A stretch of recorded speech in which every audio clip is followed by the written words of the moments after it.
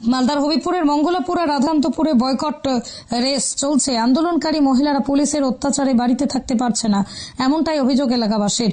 গোটা গ্রাম পুরুষ শূন্য হয়ে পড়েছে। রাতের বেলা মহিলারা পুলিশের অত্যাচারে মাঠে ঘাটে অন্যত্র লুকিয়ে বেড়াচ্ছেন।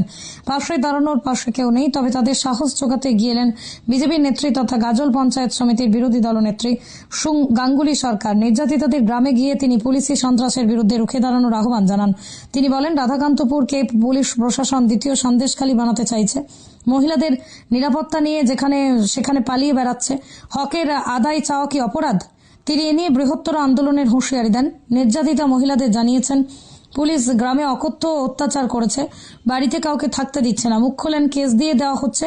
এদিকে গোটা গ্রাম এখন থমথমে। এর মধ্যে আছি যে পুলিশের লাঠি চার্জে একটা পুরুষ মহিলা কেউই বাড়ি থাকতে পারছে না, সবাই ভয়ে আমার আতঙ্ক। এই গন্ডগোলের জন্য একমাত্র বিডিওই দায়ী। বিডিও বাইরে থেকে সরকারি স্টাফ এনে বহিরাগত লোকদের দিয়ে এখানে ছাপ্পা ভোট করেছে, এর জন্য এই আতঙ্কিত আমরা হয়েছি। আপনাদের উপর কি অত্যাচার করেছে? আমাদের যে গ্যাস বম ফেলেছে, র্যাপ নিয়ে এসে লাঠি চার্জ করেছে, কারো মাথা ফেটেছে, কারো হাত ফেটেছে, একটা বম ফেলেছে বাড়ির সামনে, সেটা আমার হাতে গিয়ে লাগছে। আমি জগন্নাথপুর রামকৃষ্ণপুরের পাশেই আমার বাড়ি।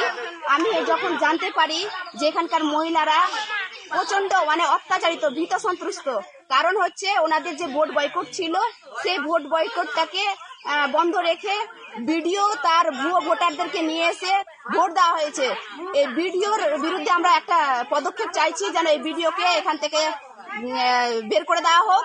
আর দ্বিতীয়ত চাই যে আপনারা দেখছেন যে মহিলারা কত ভীত সন্ত্রস্ত, যে আপনাদের সামনেও এসে কিছু বলতে চাইছেন না, দেখতেই পাচ্ছেন আপনারা। আপনাদের মিডিয়ার মাধ্যমে আমি দেখাতে চাইছি, এটা কি রাজ্য সরকার দ্বিতীয় সন্দেশখালী করতে চাইছেন যে পুলিশই অত্যাচার করিয়েছে? ঘটনাটা 7ই মে হয়ে গেছে, কিন্তু আজ 8, 9, 2 দিন হয়ে যাচ্ছে, তবুও পাড়াতে একটা মহিলা নেই, পাড়াতে একটা বাচ্চা নেই, পাড়াতে একটা দাদারা নেই, কাকারা নেই, কেউ নেই। আপনারা একটু দেখুন, এই মহিলাদের যেন সরকার সুরক্ষিত রাখুক, ভালো রাখুক, আমি এটা চাইছি। আর চাইছি